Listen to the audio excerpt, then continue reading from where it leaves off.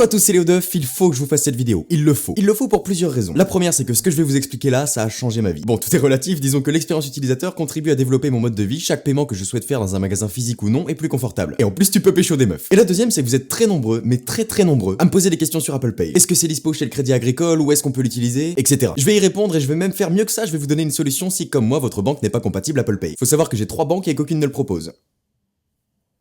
Et la dernière raison, c'est que vous êtes très nombreux à avoir de fausses idées sur ce qu'est Apple Pay, on va corriger ça tout de suite. Au passage, si tu sais vraiment pas ce qu'est Apple Pay, j'ai fait une vidéo sur le sujet que je t'invite à regarder. Alors, la première chose qu'on va régler tout de suite, il n'y a pas de magasin compatible Apple Pay. Ça m'arrive souvent de recevoir des snaps d'une caisse d'un magasin avec un autocollant Apple Pay et que le mec me dise « ça se développe ».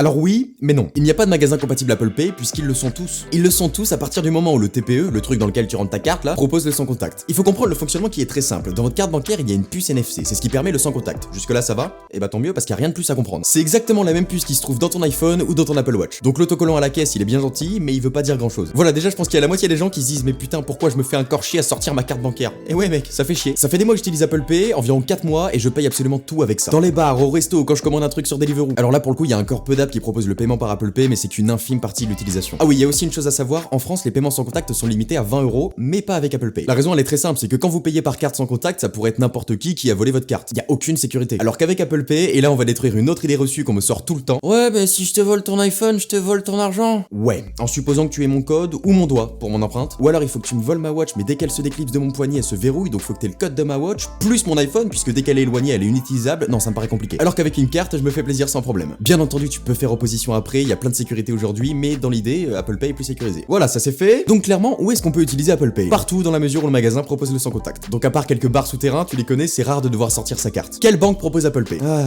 la question qui fâche. Banque Populaire, Caisse d'épargne, Carrefour Banque. Et c'est tout. Si tu fais partie des quelques chanceux qui ont parié sur le bon poulain, tant mieux pour toi. Si comme moi ce n'est pas le cas, ne t'en fais pas jeune padawan, j'ai la solution pour toi. Tu vas installer sur ton iPhone une application qui s'appelle Boon. B-O-O-N. À partir d'aujourd'hui, c'est ton meilleur ami. Boon, c'est ta nouvelle banque, sans en être une. En réalité, c'est une sorte de portefeuille compatible Apple Pay. C'est un service sur lequel à tout moment tu peux envoyer de l'argent que tu pourras dépenser avec ta watch ou avec ton iPhone. Rien de plus simple, tu configures tout avec le tuto et c'est réglé. Tu balances de l'argent dessus et c'est utilisable. Sur l'accueil, tu as ton solde et sur la droite, les transactions affichées instantanément après l'achat. Il y a un avantage clair que je vois avec Boon, c'est la gestion de l'argent. Je suis pas quelqu'un qui aime faire ses comptes. Enfin, au-delà de pas aimer faire ça, je les fais pas forcément beaucoup, trop. Non. Et toute personne qui a son appart avec les dépenses de la vie quotidienne, c'est le plaisir procuré par des factures qu'on n'avait pas vu venir et pourtant qu'on a faites consciemment. Tu sais, cette soirée en boîte où t'as payé des coups à tout le monde, mais le lendemain t'as aucune idée de la somme. Et c'est pas les tickets de caisse sur lesquels t'as vomi qui vont t'aider. Sauf que le montant de cette soirée il va être débité 3 jours après avec les dépenses qui se sont ajoutées entre temps. Avec une solution comme Boon, c'est comme un autre compte bancaire sur lequel tu mets de l'argent en début de mois que tu ne veux pas dépasser. Ton solde est affiché en temps réel et ça change la vie. Tu n'as plus qu'à te diriger vers le bar le plus proche, commander une bière et là 2 choix s'offrent à toi. Bienvenue dans la matrice. Première solution, tu sors ton iPhone, le positionnes au-dessus du TPE et tu poses ton empreinte sur le bouton Home. Deuxième solution, et c'est avec celle-ci que tu pécho des meufs, un double clic sur le bouton de ta watch, ta carte s'affiche et en un mouvement de poignet c'est réglé. Là il y a vraiment 2 écoles. Certains préfèrent avec l'iPhone, perso c'est inconcevable, parce que j'ai une watch, forcément. Déjà ça me saoule de le sortir, il suffit que tu aies les doigts un peu humides et le capteur reconnaît pas, etc. Enfin il y a plein de choses qui me saoulent en fait. Le seul défaut du paiement avec la watch, c'est que tu n'as pas de suivi en temps réel dans la Pay. Par contre tu l'as sur Boon. Je fais littéralement tous mes achats avec la watch. Alors beaucoup de gens vont dire que c'est un gadget. Mais évidemment, connard! Est-ce que je pourrais payer ma bière avec Apple Pay? Oui. Est-ce que c'est une raison pour pas l'utiliser? Bien sûr que non. C'est un confort que seuls ceux qui le vivent au quotidien peuvent expliquer. J'en ai fini de sortir mon gros portefeuille de la poche, j'ai les bras croisés sur le comptoir et en un mouvement je pars avec mes 2 verres. Je t'ai dit qu'on pouvait pêcher les meufs. Je t'invite à tester le service, même si t'as pas ce petit bijou, fais-le avec ton iPhone. Je trouve l'expérience moindre, mais elle est quand même vraiment cool. Bon par contre attention, au début ça peut devenir un jeu de payer, donc tu vas payer des coups à tous tes potes. L'argent n'est pas un jeu.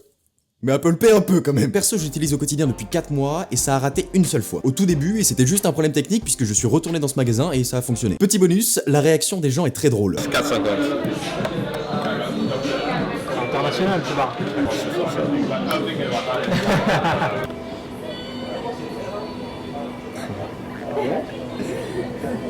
Apple Pay.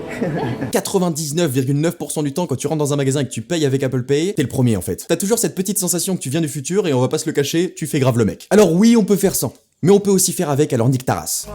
Come close, got it for the low, low, low, low.